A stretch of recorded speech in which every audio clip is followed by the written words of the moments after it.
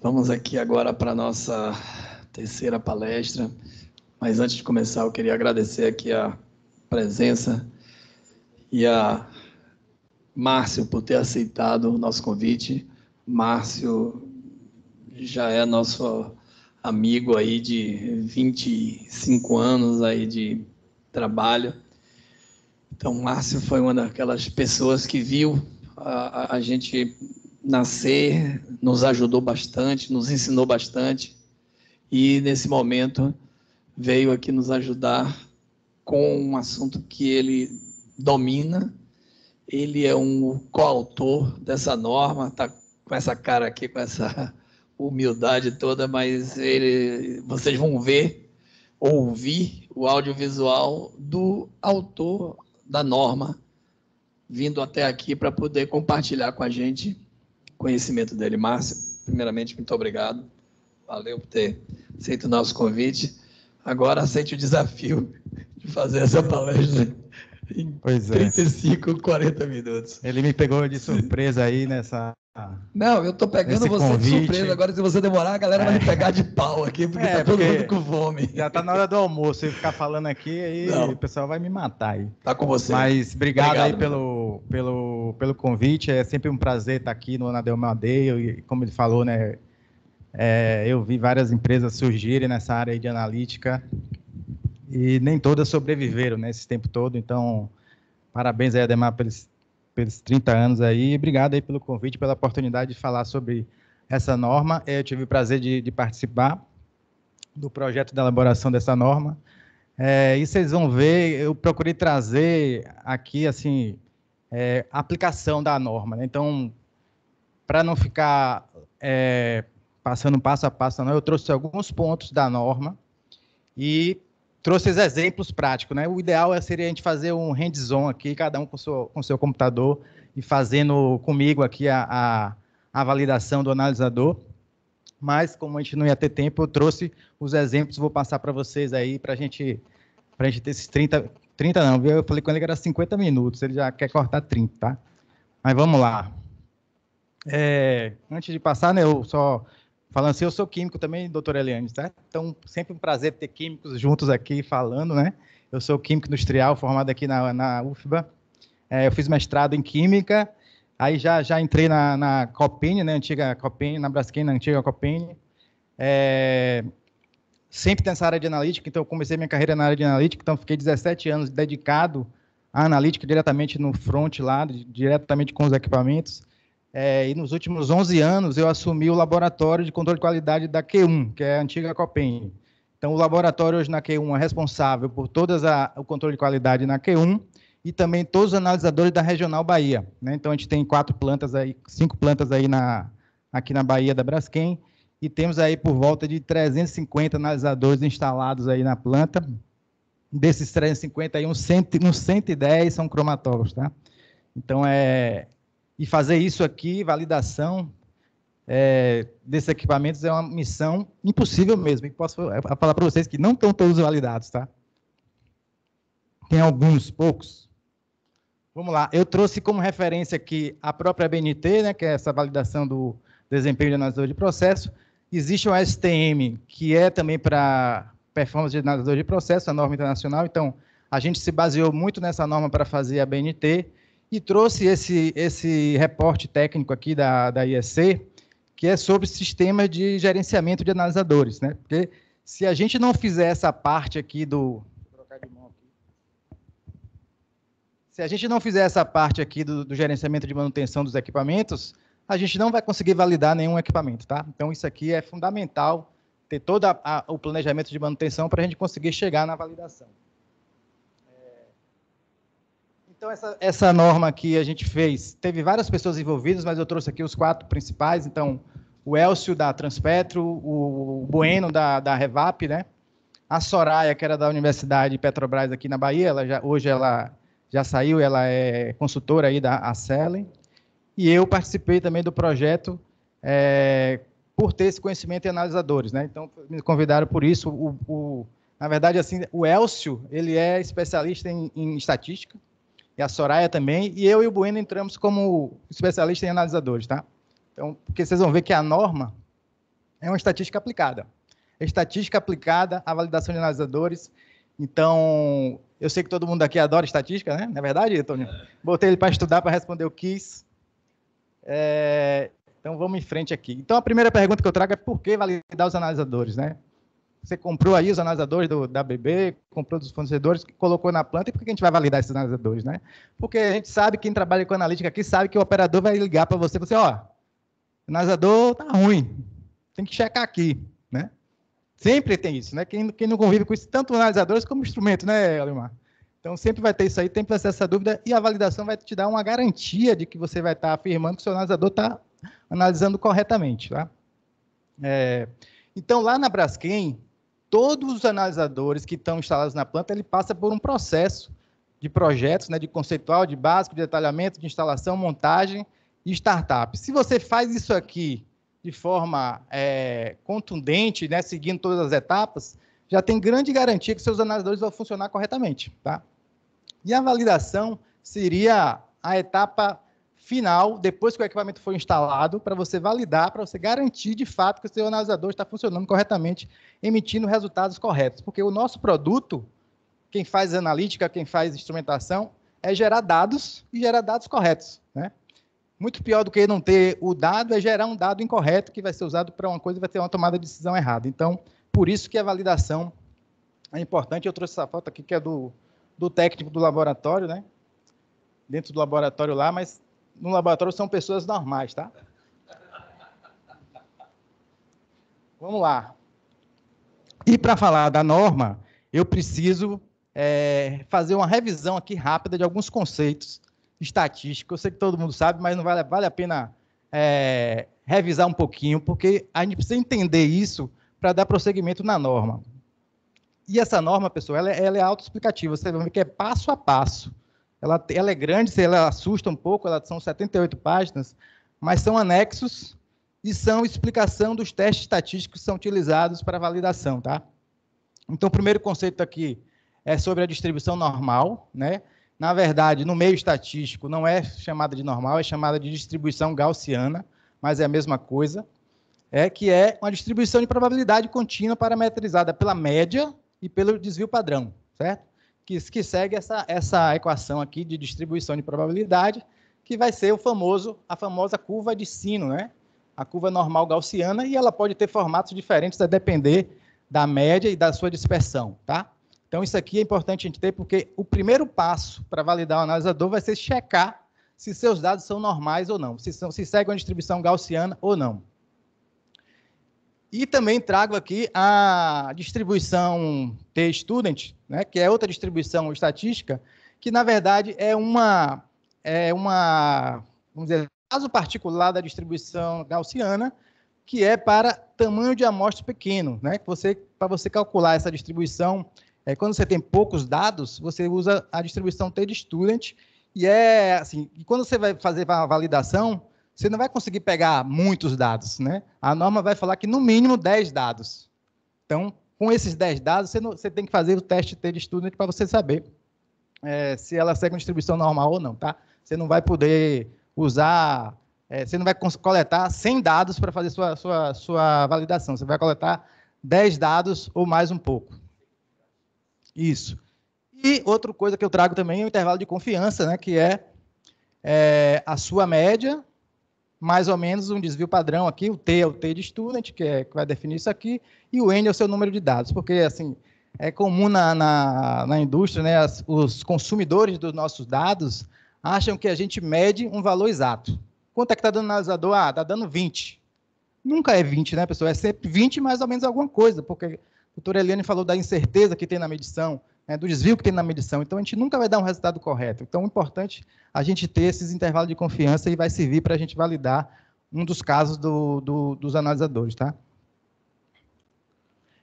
Outro conceito que vai ser usado o tempo todo na norma é o teste de hipóteses, né? Então, o que é um teste de hipótese? O teste de hipótese é uma metodologia que nos fornece, que nos permite verificar se os dados amostrais trazem evidências que apoiam ou não uma hipótese formulada. Tipo assim, aqui na sala eu falo assim, ó, a altura média aqui da sala das pessoas é 1,70 m. certo? Aí eu vou fazer o quê? Vou medir a altura de todo mundo e depois eu vou checar se aquela hipótese que eu fiz está correta ou não. E para fazer isso, existe teste estatístico para isso, para saber se isso é real ou não, tá? Não é no achômetro, né? Sempre vai ter uma estatística envolvida. Então, como é que a gente faz esse teste de hipótese? Você fixa a hipótese, né, que ele chama de, vocês vão ver que é a H0, que eu chamo a hipótese nula, certo? Que é a hipótese que você quer testar. Tipo, como eu falei, será que a altura média daqui de todo mundo é 1,70 m? O passo 2, você vai usar a teoria estatística e as informações disponíveis para decidir qual estatística, qual estimador será usado para testar a hipótese. Você vai usar o quê? Uma média, um desvio padrão para testar essa sua hipótese? Vai fixar uma probabilidade de cometer o erro, que é o que a gente vai falar daqui a pouco, que é o nível de significância que está relacionado com aquele intervalo de confiança que a gente fala, ó, a pesquisa eleitoral, tal, tem um intervalo de confiança de 95%. Então, o nível de confiança, de significância, está relacionado com esse intervalo de confiança de 95%, tá? Vai usar as observações, né, para calcular as estatísticas e depois você vai checar se o valor da estatística calculado, e cada teste de hipótese tem uma estatística calculada, se ele vai pertencer à região crítica ou não. Se pertencer à região crítica, você vai rejeitar a hipótese nula que você formulou, ou, caso contrário, vai rejeitar essa hipótese nula aqui. Para cada teste de hipótese, tem uma hipótese nula definida, tá? Então, o nível de significância que eu falei é essa região crítica aqui, ó. Tá vendo? Esse vermelhinho aqui. Então, quando você calcular a estatística, se ela cair aqui dentro dessa parte vermelha, você vai rejeitar H0, certo? Você vai rejeitar H0 e você vai dizer, ó, a média aqui da sala não é 1,70 não, é outra média. Eu não sei qual é, mas não é 1,70. E outra definição que eu trago aqui é esse valor P.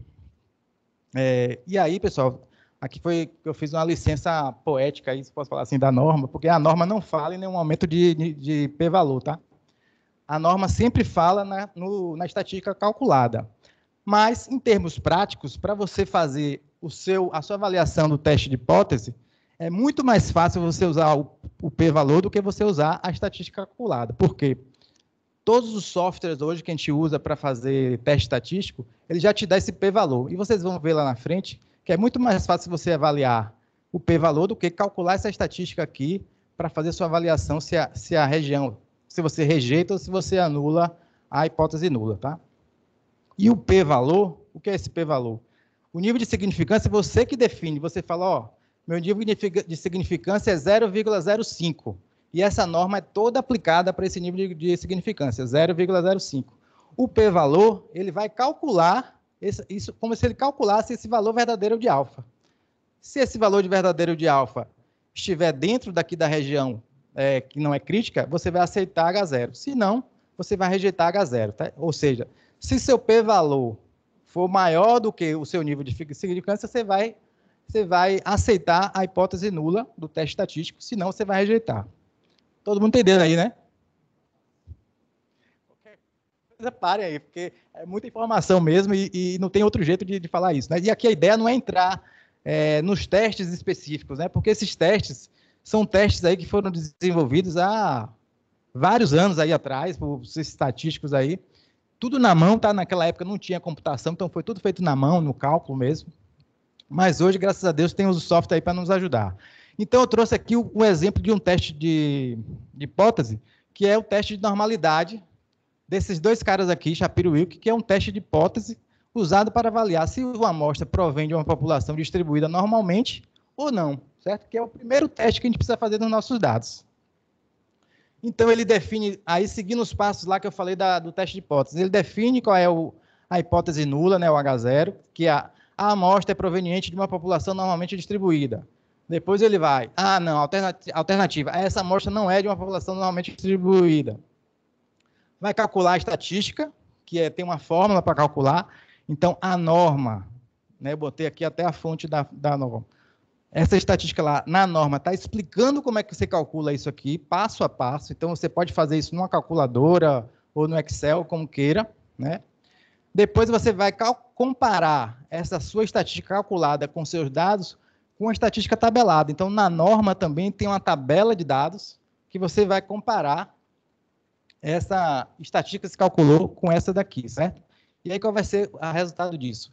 Se sua estatística calculada for maior que sua estatística tabelada, você vai aceitar a sua hipótese zero, ou seja, você vai dizer, meus dados seguem uma distribuição normal. Caso contrário, não seguem uma distribuição normal, tá? Como é que você pode fazer isso hoje, né? Você pode fazer manualmente, aí, ou com a calculadora, ou com Excel. Você pode fazer no Minitab. Então, o Minitab é um programa, aí, a maioria deve conhecer, né, que é um programa específico para a estatística. Tem várias funções lá dentro, mas ele não tem a função, o teste Shapiro-Wilk propriamente dito, mas ele tem um que é similar, que é o Ryan Joyner, né? Que ele, inclusive, ele vai mostrar que lá, que ele vai escrever isso no próprio software, né? Aqui não vai dar para ver, mas aqui ele fala aqui, você escolhe qual é o teste de normalidade, tá? No software, ele vai marcar aqui Ryan Joyner e vai dizer que é similar a Shapiro-Wilk. E o que é que ele vai te dar? Ele vai te dar a média dos seus dados, o desvio padrão, o número de dados que você usou, o RJ, que seria o equivalente ao WC, e vai te dar o valor P, né? Por isso que eu falei que eu usei o valor P, porque o valor P, ele é de uma interpretação mais rápida e mais clara, certo? Esse RJ aqui seria o equivalente ao WC. Aí teria que ir na tabela, comparar com o tabelado e ver se ele é maior ou menor. E outra forma de calcular, também no software, são as linguagens de programação que a gente tem hoje. Então, a gente tem hoje duas linguagens de programação muito usadas em estatística, uma que é o Python, e aí não é só para estatística, né, para um monte de coisa, uma das linguagens mais usadas aí em ciência de dados hoje, e o R, né? O R é um software específico de estatística, então lá vai ter todos os testes que você pensar, vai ter lá para você fazer. E eu trouxe os exemplos em R também, né? Então a gente vai fazer um exemplo que é com o Minitab e outro exemplo que é com R, e no R só basta você digitar isso aqui, Shapiro teste dados, que são os dados, e ele vai te dar o teste de normalidade de Shapiro-Wilk, né? Que vai te dar a estatística W e o p-valor. Se você não quiser usar o p-valor, você vai lá na tabela, que está lá na norma, e vai comparar esse valor com o valor tabelado para o N que você usou, né? Se for o 10, tá? E aí, se esse valor for maior que o valor tabelado, aceita CH0, os seus dados são normais. Se não, não são normais. Ou você vai usar o p-valor, e, como eu falei, se o p-valor é maior que alfa, que é o nível de significância, você aceita que H0 e você diz, meus dados seguem a distribuição normal. Beleza? Entendido? Entendido aí, Maurício? Se não der normal, porque a norma, você vai ver que ela se divide, ela faz o primeiro teste de normalidade. Se é normal, você segue um caminho. Se não é normal, você segue outro caminho, seguindo com o teste de hipótese, que é a próxima slide aqui que eu vou mostrar. Quando você faz pega seus dados e faz o seu primeiro teste, se ele for normal, significa que são testes paramétricos, né? Os testes paramétricos são testes que seguem a distribuição normal. E aí você vai seguir esses testes aqui, específicos aqui. Se não for normal, você vai seguir outros testes de hipótese que são para dados que seguem a distribuição não normal. Ele não diz qual é a distribuição, mas aí você vai seguir aqui. E cada teste desse aqui vai servir para uma coisa. Então, por exemplo, o primeiro aqui, o teste de Grubbs e o teste da mediana, vai servir para você verificar se existem dados aberrantes no seu conjunto de dados que você coletou, ou seja, se tem algum outlier ali. Se tiver outlier, você vai ter que tirar. A gente vai ver lá na frente.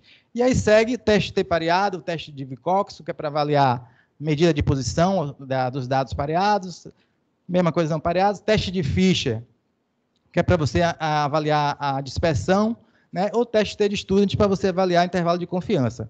Então, lembra que eu falei lá que você precisa escolher uma estatística para você verificar seu teste de hipótese? Então, você vai ver, ou geralmente, uma medida de posição, que aí, para dados normais, vai ser a média, para dados não normais, vai ser a mediana, e, no outro caso, né, para dispersão, vai ser ou a variância, que é o quadrado do desvio padrão, ou os intervalos interquartílicos lá. Tá? Aqui. Então, agora sim eu vou entrar na norma, tá? O escopo da norma é estabelecer os procedimentos para validação inicial e contínua de desempenho do sistema de analisadores de corrente de processo. Então, o sistema de analisadores, entenda que é desde o ponto lá de coleta até a saída do analisador. Então, todo o sistema de amostragem está envolvido. Não estabelece procedimentos para calibração ou manutenção, por isso que eu coloquei aquele técnico report lá, para quem não tiver, para quem usar como um manual para isso aí, como é que define calibração, como é que define manutenção dos sistemas. Não fornece procedimentos para amostragem, então quem vai amostrar tem que saber o que está mostrando, porque vai ser parte fundamental da validação, e é aplicável somente a uma faixa de medição. Então, se o analisador mede de 0 a 100 ppm e também mede de 1.000 a 2.000 ppm, você vai ter que fazer uma validação para 0 a 100 e fazer outra validação para 1.000 a 2.000. No caso, a norma não forneceu o procedimento para amostragem, está tudo bem. Mas existe pelo menos um pré-requisito para que você possa não fugir da representatividade dessa amostra? Com certeza. Nos próximos passos. Você vai ver daqui a pouco. Aí eu trouxe algumas definições, tem vários termos de definições lá, mas eu trouxe aqui os principais que a gente vai estar falando aqui o tempo todo, que é a amostra de referência, né, que é um padrão primário, ou uma mistura de diluição de padrões, ou matéria de referência certificado, ou uma amostra estável, cujos parâmetros de interesse tenham sido obtidos por plano, e tal. Então, assim, uma amostra de referência. Você tem certeza que aquele valor é o valor que você quer medir. Amostra típica de corrente de processo, que ele chama de ATP.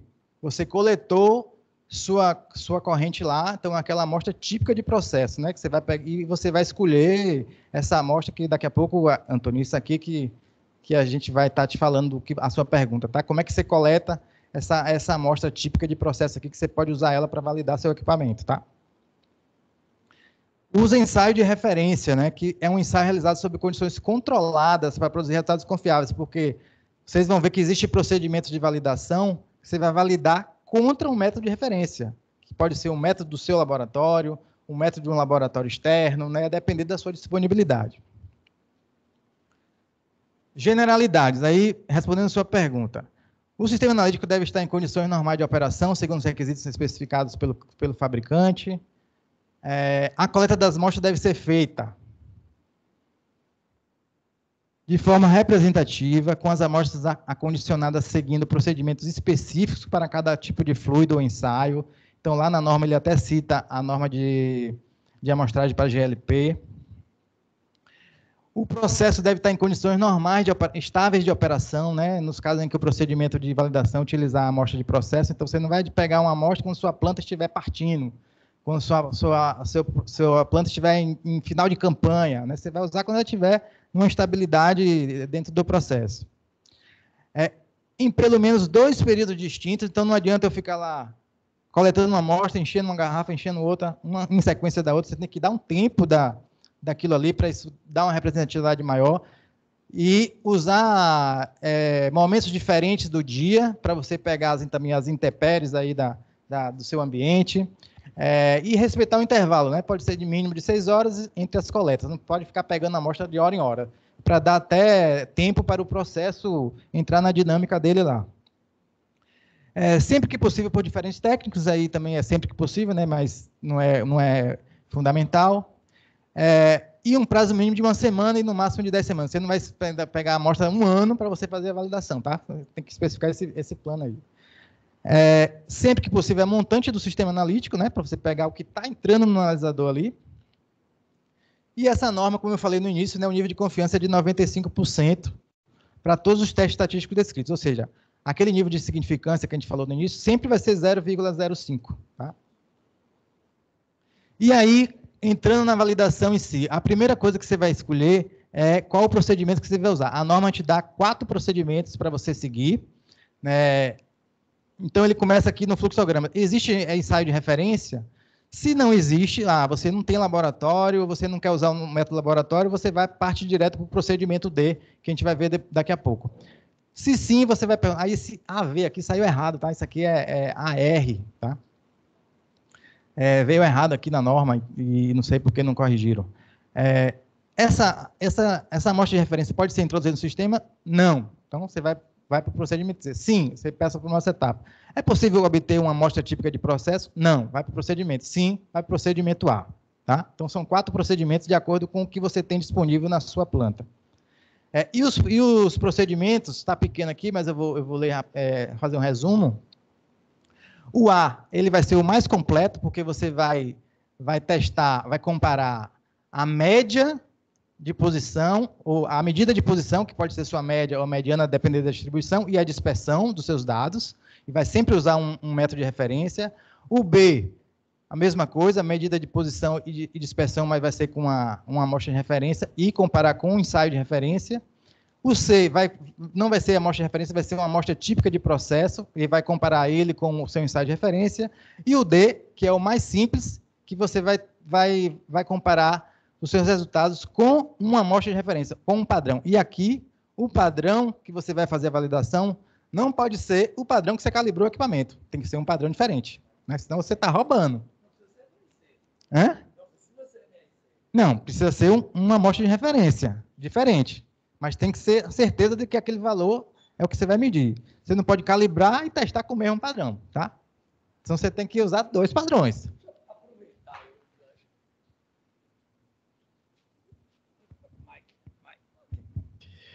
Aproveitando o gancho, nessas amostras de referência, a BNT, ou seja, vocês que se reúnem aí para definir, já existe a possibilidade ou a ideia de se aceitar fornos de permeação serem utilizados dentro de analisadores e cromatógrafos como referência? Na BNT não fala não, mas todos esses tubos de permeação são rastreados NIST, né? Então, teoricamente, sim, você pode usar. Só que para você, sabe que para você gerar não é só o tubo de permeação, você tem um sisteminha que tem que gerar essa amostra, né? Então, isso aí tem outros parâmetros que você tem que tomar cuidado. Tem vazão, tem temperatura, né? Então, mas assim, teoricamente, sim. Eu já testei lá no laboratório para umidade, por exemplo, porque a gente não tem padrão de umidade. Eu não compro padrão de umidade de nenhum fornecedor de gás. Eu não confio. Sinceramente, eu não confio. Já comprei algumas vezes e nunca batia com o que estava no certificado. Ou batia, ou de manhã dava um valor, de noite dava outro, porque tem aquela condição do cilindro, se o cilindro está passivado, se não está. Então, tem várias outras variáveis envolvidas que aí hoje eu uso gerador de umidade para umidade, tá? Pergunte a galera aí se tem alguém. Pessoal, pergunta a vocês todos aí. Alguém aqui usa forno de permeação para geração de padrão? Alguém... Tubo de permeação, né? Ou seja, é o forno de permeação, um tubo de permeação. Se alguém tiver experiência com forno de permeação, por favor, levante a mão e fale. Levante e ande. Deixa eu correr, então, né? Por causa do almoço aqui da galera. Então, pessoal, aqui, ó, esses métodos aqui, ó, o A e o B, ele vai te dar precisão e exatidão compatíveis com o seu método de referência. E aí, como eu tenho um laboratório, eu sou do laboratório, então é comum a operação comparar analisador com laboratório, né? Uma coisa assim, não, ó, minha precisão e minha exatidão está igual ao meu método laboratório, não tem divergência, tá? E aí o pessoal fala muito, o analisador está batendo com o laboratório. Olha, pessoal, não é batendo, tem que ter isso aqui, tem que ter a precisão e exatidão calculada. O C, ele vai ser exatidão compatível com o ensaio de referência, né? E o D, que é o mais simples, vocês vão ver o mais simples, que ele tem exatidão compatível com a amostra de referência, tá? Todos os 4 tá valendo, tá? O A vai dar mais trabalho e o D vai dar menos trabalho. E aqui no exemplo prático, eu trouxe um exemplo do A e um exemplo do D, tá? Então, vamos lá para o procedimento A. Ele vai validar com uma amostra típica de processo e uma amostra de referência por meio de teste de comparação de medida de posição, que você vai usar ou teste T pareado ou Vicoxon, dependendo da distribuição, e de dispersão, que você vai usar ou teste de Fischer ou teste de Moses, a depender da distribuição, tá? Então, aí, vou passar rápido, né? Coletar pelo menos 10 ATPs distintas. Aí eu sugiro coletar mais do que 10, porque se der um outlier, você vai ter que tirar, então você vai ter que coletar de novo. vai analisar essas 10 amostras, tanto pelo ensaio de referência como pelo seu sistema analítico, vai calcular a diferença entre os dois, que isso aqui vai ser o seu dado de análise. Vai avaliar conforme A1, eu vou mostrar o que é o A1, vou mostrar o que é o A2. Depois que você faz essa etapa aqui, você vai selecionar uma dessas 10 e vai analisar de novo 10 vezes a mesma amostra com cada sistema. Aqui você vai estar comparando a sua medida de posição, ou a média ou a mediana. E aqui você vai estar comparando a sua medida de dispersão, que é a variância.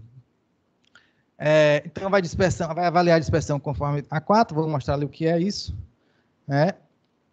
O conjunto inicial de dados sempre vai ser, para os métodos A e C, a diferença entre os dois resultados do seu ensaio de referência e do seu sistema analítico.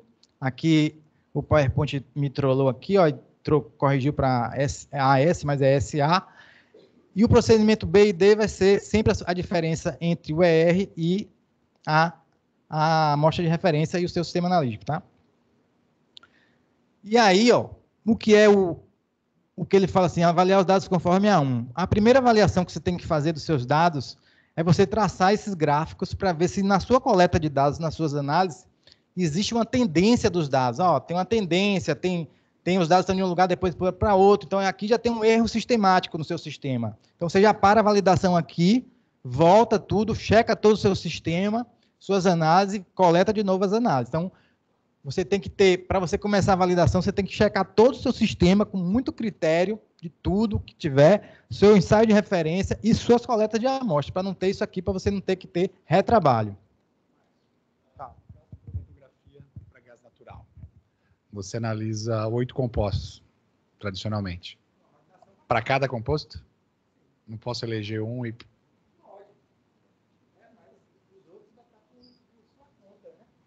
Não vai estar na norma. Não vai estar na norma. É por parâmetro. A norma é por parâmetro, não é por equipamento. É por parâmetro analisado. Mas, assim, pô, é razoável fazer isso para cromatografia, desde que você é o mesmo detetor. E se você garante que você não tem problema na separação dos seus picos, dá para fazer, né? Está validado o componente principal. Não, não é o que está na norma. Ah, sim. Ai, pessoal, ó, eu trouxe isso aqui, tá? Porque tá na norma, tá? Eu ia pular, mas não, vou levar porque tá na norma. Todo mundo conhece o que é heterocedástico, né? Claro, claro. Então, pessoal, o que é isso, né? De homocedasticidade, é um nome bonito que fala homocedasticidade e heterocedasticidade. Isso tem a ver com a variância dos seus dados. Quando você tem... isso aqui ele vai estar se referindo ao seu ensaio de referência, que às vezes o seu ensaio de referência, ele é para, vamos lá, você consegue fazer uma análise de 0 a 1%, certo? Só que de 0 a 500 ppm, 0 a 500 ppm, a sua variância é uma. Quando você passa de 500 ppm, a sua variância é outra. Então, quando sua variância não muda ao longo da faixa que você está medindo, você diz que seus dados são homocedásticos. Quando sua variância muda ao longo da faixa, você diz que é heterocedástico. É isso que é heterocedástico. Então, não é nada complicado, tá vendo? É o nome que é mais complicado do que o...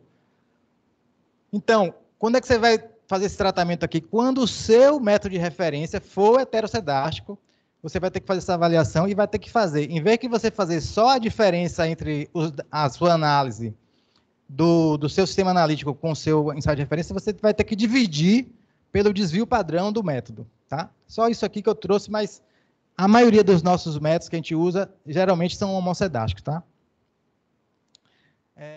Aí você vai fazer a avaliação da distribuição do tratamento de dados aberrantes. Então, o primeiro teste que você vai fazer, como eu falei lá, é o teste de hipótese, para você vai dizer se seus dados seguem a distribuição gaussiana, normal ou não. Se for gaussiana, você vai fazer teste de grupos para tratar seus dados aberrantes, que a norma também não chama outlier, a norma chama aberrantes, tá? E se não, vai ser não gaussiana, vai ser o desvio absoluto da média. Vou seguir aqui rápido. Aqui tem um fluxograma do que eu falei, né? Avaliação de medida de posição, você vai ver, é normal ou não é. Se é normal, você vai usar o teste de Student. Se não for, você vai usar o teste de Wilcoxon. Aí vai seguindo a norma, tá? Depois que você fez essa primeira validação da medida de posição, você vai escolher uma das ATPs, vai analisar 10 vezes com cada sistema e calcular a diferença para você avaliar a medida de dispersão. Ou seja, você quer saber as suas médias entre os dois sistemas são coincidentes, não tem diferença estatística, e depois agora você quer saber se a dispersão deles também são consistentes, se não são diferentes. E aqui é o fluxograma para calcular a dispersão, e a gente vai chegar na parte prática, vai ficar melhor para a gente ver. Se o sistema analítico for validado aqui depois dessas etapas, você vai ter um sistema que vai estar produzindo resultados confiáveis, com precisão e exatidão compatíveis com o ensaio de referência. Tá? E aí eu trouxe um dado aqui, né, e esses são dados simulados, né, eu que simulei de propósito para mostrar aqui o andamento do sistema. Então, você fez lá toda aquela verificação do seu sistema analítico, observou toda sua amostragem e fez as análises 20 vezes por um sistema analítico e pelo ensaio de referência. Primeira coisa que você tem que fazer, calcular a diferença entre eles. Segunda coisa que você tem que fazer, avaliação inicial dos dados. Aí você vai lá, aí essa aqui eu trouxe no Minitab e o outro procedimento eu fiz no R, tá? E aqui no Minitab você lançou seus dados, você falou, aparentemente não tem nenhuma tendência, está bastante aleatório aqui as diferenças, vou seguir adiante. Próximo passo, avaliação da distribuição. Jogou lá no Minitab também, selecionou um método lá adequado, que é o Ryan, John, porque lá não tem um Shapiro, mas é similar. E você gera esse gráfico aqui. Esse gráfico chama-se QQ-Plot, é um gráfico dos quartis teóricos e práticos, né, disso aqui. E aí, se seus dados estiverem aderentes a essa linha vermelha aqui, sinal que seus dados são normais. Tá? Mas o que você não deve confiar nisso aqui só, você tem que olhar o valor de P, que está aqui, ó, e ele está dizendo que é maior do que 0,10, se vocês não estão enxergando, pode acreditar em mim, né, porque eu que coloquei ali. Então, aqui seus dados são normais, segue a distribuição normal. Se segue a distribuição normal, porque o p-valor é maior que alfa, dados seguem uma distribuição gaussiana. O próximo passo é fazer o tratamento de dados aberrantes. Esses números que tá aqui, pessoal, é exatamente os números que estão na norma, tá? Se quiserem depois conferir lá, tá aí. O Minitab já traz isso pronto para a gente, né? Então, lá você vai selecionar teste de outlier, Minitab. Minitab é o software voltado para estatística. Tá? Você vai escolher o teste de outlier, tem vários testes lá, e lá tem o groups, que é o teste que a norma indica. Tá? Você vai botar seu nível de significância, que é o 0,05, e o que é que você quer determinar? Você fala assim, eu quero saber se o menor ou o maior valor dos dados é um outlier, certo? Se você não tem Minitab, você vai ter que fazer isso na mão. Tá? Não sei que na mão.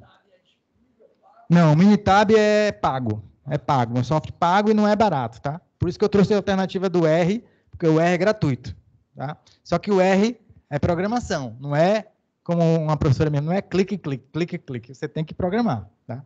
Mas não é nada do outro mundo, não. Não sei aí o preço, porque a Braskem tem para os integrantes dela lá. Tá? E aí, o teste lá do Minitab te dá esse gráfico, ó, aí você fala, pô, isso aqui parece que é um outlier, será que é?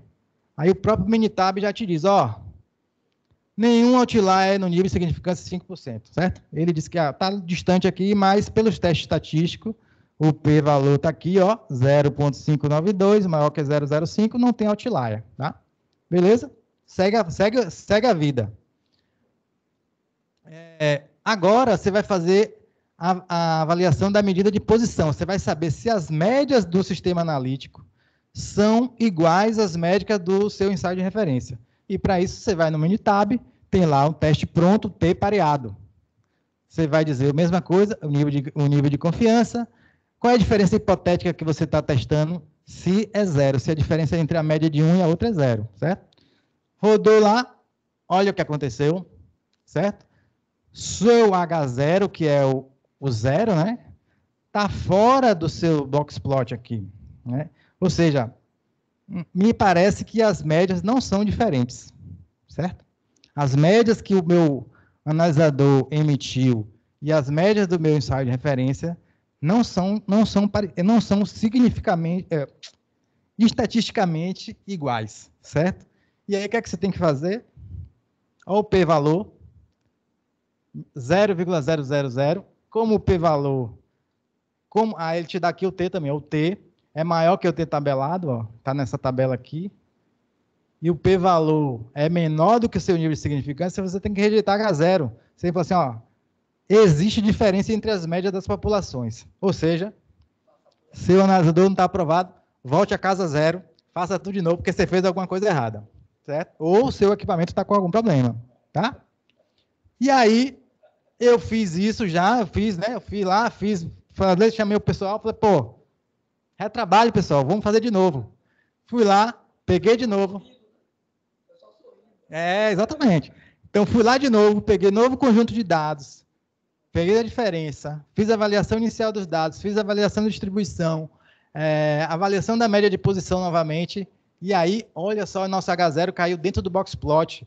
Quando eu fiz o teste T pareado lá, ele me deu o valor de P, 0,7. Pô, beleza, pessoal. Não tem diferença significativa entre os meus métodos, né? O T calculado é menor que o T tabelado, o P-valor é maior que 0,05 e meu analisador está validado. Beleza? Pronto, é só isso. Isso aí. É só isso aí, pessoal. Aí, esse é o procedimento A. Eu não trouxe o procedimento B, porque é muito parecido. O C também vai ser mais ou menos isso aí tudo. Vai ver só o D. Só tem até D. Não tem não. Diga, meu amigo.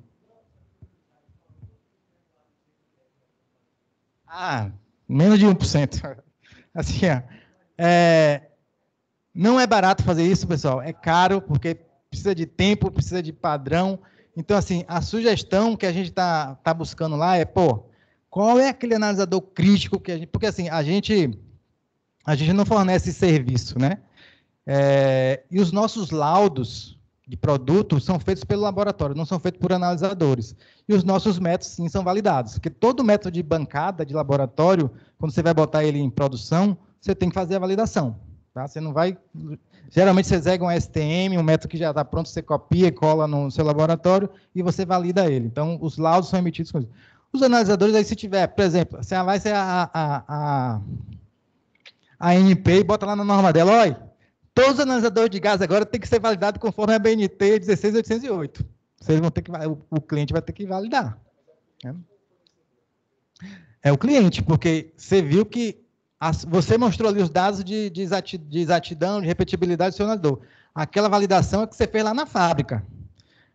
O que está lá na fábrica não significa que quando eu instalar no meu processo vai ficar igual, né? Porque tem um processo que é diferente, né? Tem um ambiente que é diferente, então você tem que fazer a validação depois de instalado. Tá? A norma é para equipamentos depois de instalado no usuário. Tá? Não, o usuário. Quem vendeu já validou lá na fábrica. Você vendeu para validado. Você não tem condição de rodar o produto do cliente. Você não vai... Eu vou te pedir um cromatógrafo lá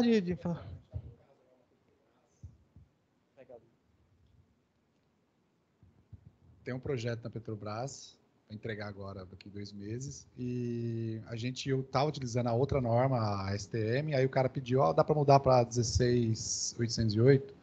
Podemos mudar. Então, eles estão esperando que a ABB execute todo esse processo.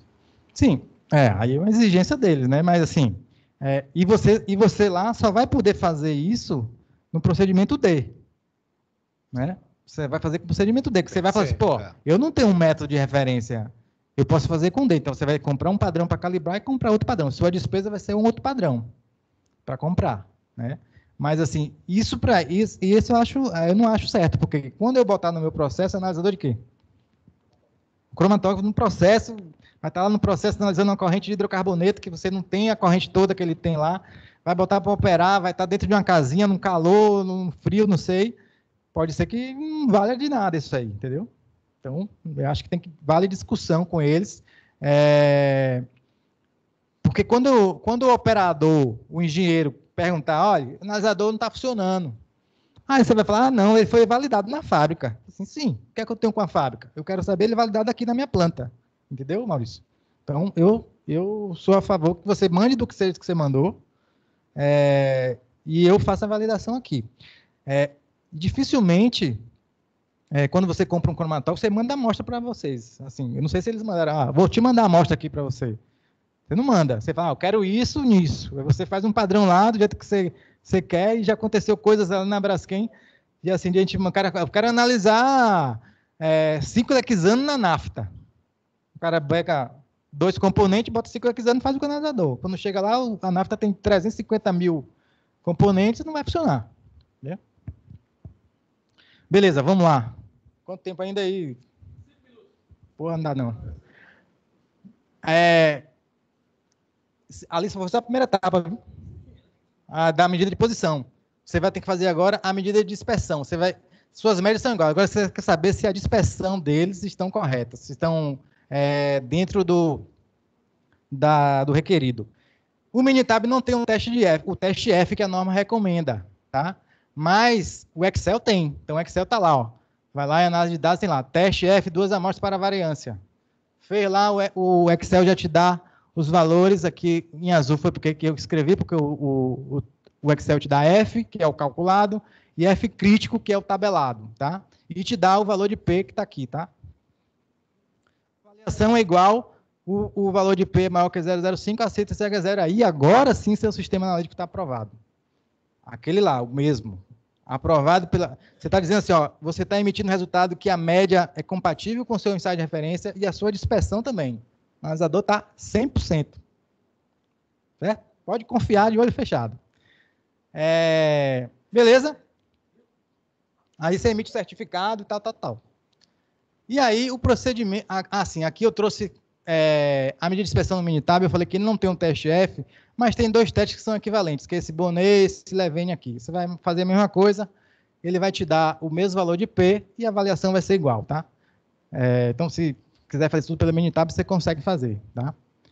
Aí, se o cara dá norma, aí vem o auditor, sabe que o auditor é aquela pessoa criteriosa, né? Então, ele vai chegar assim, mas você não seguiu a norma, vou dar não conformidade aqui. Não adianta argumento, não está na norma, ele vai dar, se ele for razoável, ele vai entender, vai deixar passar. Tá?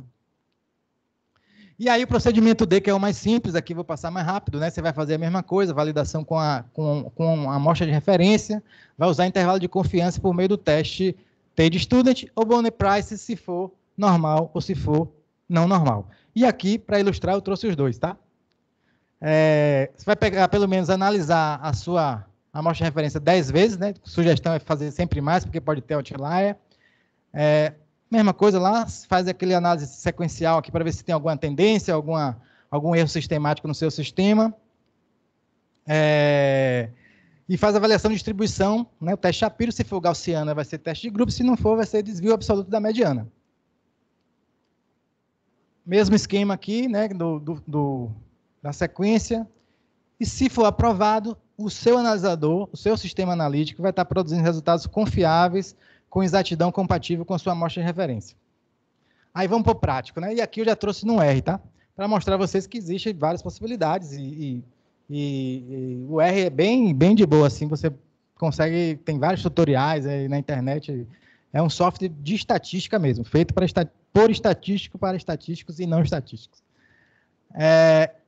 Você faz o gráfico da mesma forma que você fez lá com o Minitab, né? Você vai, ó, não tem nenhuma tendência. Depois você faz a distribuição, mesma coisa, aquele mesmo gráfico. E, como eu falei, né, você bota Shapiro, teste, dados, ele vai te dar aqui, ó, a sua estatística e o seu p-valor, que dá 0,7, ok, seus dados são normais, segue o caminho, certo? Avaliação de dados aberrantes, vai usar teste de grupos. Aí no R, em vez de você ter que clicar lá, escolher aquela pasta que você vai digitar lá, grupos, teste, os seus dados e o tipo. Esse tipo é se você quer ver os dois extremos, ver um extremo só, ver outro extremo. Então, por isso que precisa saber um pouquinho dos códigos, né, para você usar. Então, aqui ele vai te dar também todas as estatísticas, ele aqui já falou, ó, o dado 11.17, que é esse aqui, e o 18.43, que é esse aqui, são outliers. Tem que tirar dos dados. Tira dos dados, certo? Aí eles estão aqui, ó. Aí no gráfico lá são esses dois aqui. Você vê que são os extremos. Aí você, ó, o teste de grupo indica que temos 2 valores aberrantes do conjunto de dados e devem ser retirados para dar continuidade à validação. E aí você vai fazer o quê? Agora, a avaliação da medida de posição. Vai calcular o intervalo de confiança dos valores com o teste T de student. A norma fala, cada procedimento ele vai dizer qual é o teste que você precisa usar. Está lá escrito na norma direitinho lá o que você precisa usar, e lá tem dizendo como é que você calcula. Se você não quiser usar Minitab, não quiser usar programação, você vai na mão mesmo, tá? O teste T no R é esse códigozinho vagabundo aqui, T-teste, pá, e você escolhe, ó, isso aqui é a sua amostra de referência. Ó, minha amostra de referência tem 15 ppm, certo? A amostra que eu estou testando tem 15 ppm. Eu fiz várias análises dele aqui e ele tem 15 ppm. Você vai testar se sua média, ou se sua valor de referência aqui está dentro do seu intervalo de confiança que você vai gerar aqui. E esse t-teste vai gerar exatamente isso. O p-valor maior que 0,5, e aqui está o intervalo de confiança. Ó, era para eu botar aqui em amarelo, mas acabei não botando. 13,9 a 15,3. Como 15 está dentro desse intervalo, seu analisador está validado, certo? O p-valor maior que 0,5, não existe diferença significativa entre a média do equipamento e o valor do seu amostra de referência. O valor da R, 15 ppm, está contido no intervalo de confiança calculado para o sistema analítico. E seu sistema analítico está aprovado e produzindo resultados confiáveis com exatidão compatível com a R. Beleza. Então, esse aqui é muito mais simples, tá? E aí, eu trouxe o dado aqui quando não é normal, né? Então, eu simulei os dados, né, para não ser de propósito, para vocês verem como é que, assim... porque, assim, os dados paramétricos que eu falei que são quando é normal, eles geralmente são os mais comuns, então todos os softwares têm. Os outros nem tanto, os outros não são muito usados, mas você pode fazer tranquilamente na mão, no Excel, e eu fiz aqui no Excel, você vai ver. Então, quando avalia a distribuição dos dados, você observa como é que está os pontos aqui fora da linha vermelha, né? E aí o Shapiro, ó, diz que o meu p-valor é menor que 0,05, e não é gaussiana. Eu tenho que fazer o desvio absoluto da mediana, que aí, provavelmente, ninguém nunca ouviu falar aqui nesse teste, né, porque não é comum utilizar, né? Até a elaboração da norma eu também não sabia que existia. Mas é tranquilo, você vai estabelecer a mesma coisa, você estabelece a hipótese nula, a hipótese alternativa, e você tem que calcular isso aqui, ó, que é exatamente o desvio absoluto da mediana, MED, que nada mais é do que a mediana da diferença entre os seus valores e a mediana dos valores. Pegou aí? E aí, se você, depois que você fizer esse valor aqui dividido pelo médio aqui, se for maior do que 5, e esse 5 não foi inventado, é um valor calculado, é um teste T-score adaptado, tal. Se for maior que 5, você vai rejeitar H0 dizendo que aquele valor é suspeito e é um outlier, você tem que tirar ele do conjunto de dados. E eu fiz no Excel. Botei os dados aqui, calculei a mediana, né? Calculei o MED, que é exatamente isso aqui, ó, 1 por 1. Aí o MED é a mediana desses valores aqui, que está aqui. E depois eu comparei aqui, fiz essa formulinha aqui, né? E vi, ó, esse dado aqui é aberrante, certo? Que é o 54. Que é exatamente esse valor aqui, ó, que já era suspeito, né? E aí, o próprio R, até botei aqui, o R consegue calcular isso aqui, ó, esse médio aqui, o R consegue calcular. Mas essa parte aqui você tem que fazer na mão, não tem como correr. E aí, você tirou os dados, né, o dado aberrante lá, e aí, em vez de você fazer o T de student, que você fez lá no normal, você vai usar esse Bonner Price aqui. Vai fazer a mesma coisa, H0, H1, calcular a mediana, calcular a variância da mediana com essa fórmula aqui, certo? Esses valores aqui de N, de A e de Z, que está na fórmula, estão lá na tabela C8 da norma, tá? Então, é só pegar isso aqui e substituir lá. Vai calcular o intervalo de confiança usando essa fórmula, que está lá na norma, certo? E aí, depois, eu fiz isso tudo no Excel, botei no Excel, porque não tem código pronto, não não tem função pronta para fazer isso, nem no R, nem no Minitab. Botei no Excel, calculei mediana, o N é tabelado, o A é tabelado, o Z é tabelado. Fiz as fórmulas aqui, calculei o intervalo de confiança. O intervalo de confiança aqui ficou 9,5 a 13,05. Como o valor da R não está dentro desse intervalo de confiança, né, rejeita CH0 e seu sistema analítico não está aprovado. Volta a casa zero, começa tudo de novo e tenta fazer isso novamente, tá? Beleza? É isso. É isso. Simulei de propósito. Né? Simulei de propósito. Simulei de propósito até para mostrar que existe o normal, mas a maioria dos dados são normais, né? E aí, acho que eu terminei. Não. Ali é só o primeiro. Eu tinha esquecido aqui, porque lembra que ele fala lá, a avaliação inicial do gráfico. Você tem a validação inicial e tem a validação contínua, que é o controle estatístico, né, que você tem que ter. Porque você fez a validação, aí daqui a 30 dias está validado ainda, não sei. Só vou saber se eu tiver carta de controle. Então, você vai construir uma carta de controle das diferenças lá, né, no caso A, por exemplo, né, para ver se está dentro do controle. Tá?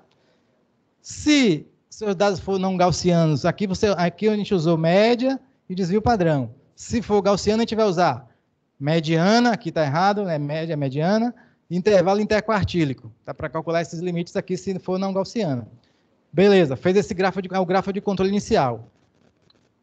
Para validação contínua, você vai ter que fazer o quê? Né? Calcular a amplitude móvel daqueles dados lá, calcular o limite de controle superior e fazer o gráfico de amplitude, né, parte do zero, e sua amplitude está dentro da aleatoriedade, tem as regras, se tiver tantos pontos do mesmo lado da média, você tem que verificar, tal. Então, tem uma série de controles que aí já entra na parte de controle estatístico de equipamento, tá? E aí, para você manter o seu equipamento em validação contínua, você tem que fazer isso sempre. Entendeu? Não é só uma vez. Tem que fazer sempre. Então, você vai coletar periodicamente novos dados. A cada conjunto de 10 dados, você vai aplicar o teste F para saber se sua variância desses dados é igual à variância dos dados anteriores. Se não for, se for compatível, né, você vai recalcular o que ele chama de desvio padrão agrupado e amplitude agrupada, que você vai usar os dados novos e os dados antigos e fazer o novo gráfico. Se não for, você vai ter que reavaliar todo o seu sistema de novo para ver o que é que está errado lá. Tá? Então, fez uma manutenção, troquei a fonte do laser, troquei o detetor do cromatógrafo, com certeza mudou alguma coisa ali, você tem que validar novamente. Né? Mas se você tiver isso aqui, você avalia. Se não tiver diferença significativa das variâncias, não precisa validar novamente. Tá? Aí aqui sim acaba a norma, né? Aqui acaba essa validação, que eles chamam de validação contínua, aí você pode estar com o analisador aí validado. O que eu chamo a atenção é como é que você vai fazer isso para trocentos analisadores. Você não vai ter gente, não vai ter dinheiro, não vai ter tempo, né? Então você vai ter que escolher alguns analisadores específicos, críticos, que você tenha que fazer isso, tá? E é prática, mas só que é cara. E dá trabalho. Mas é simples. É simples, mas é simples, não é difícil. Agora envolve muito HH. Tá? E aí acaba aqui, isso aqui eu trouxe só para quem não conhece o R, o código, aquele código todo que eu gerei é só isso aqui, né, essas linhas pretas. O RStudio é um software lá, essa parte aqui é essa daqui, você vai digitando o código aqui, vai aparecendo aqui tem os gráficos, aqui tem os dados, e aí você consegue fazer muita coisa aí de estatística, de ciência de dados, enfim, tá? Pessoal, desculpa a correria aí, tinha que ser rápido aqui, mas obrigado aí pela atenção. Meus dados estão aí, qualquer coisa, qualquer dúvida, estou à disposição. E, por favor, se tiver alguma pergunta. Agora. Márcio, a coleta de dados, a gente falou lá que você precisa de pelo menos 10 dados. Se tem uma empresa que está fornecendo esse serviço, a gente estima pegar pelo menos 2 dados por dia, no intervalo de 6 horas, para dar horário administrativo. Uma semana... então, esse que é o problema. Se for um fornecedor, você vai estar no horário administrativo. E aí você é permitido, a norma permite, apesar de não estar detalhado ali, eu coletei 10 dados numa semana e na segunda-feira eu volto para coletar mais uma sequência? O sábado sem problema. Não teria problema. Não tem problema. Ele só não fala para você passar de 10 semanas. Tá. Mas fim de semana não tem problema. Ok. Todo mundo entendeu tudo aí, né?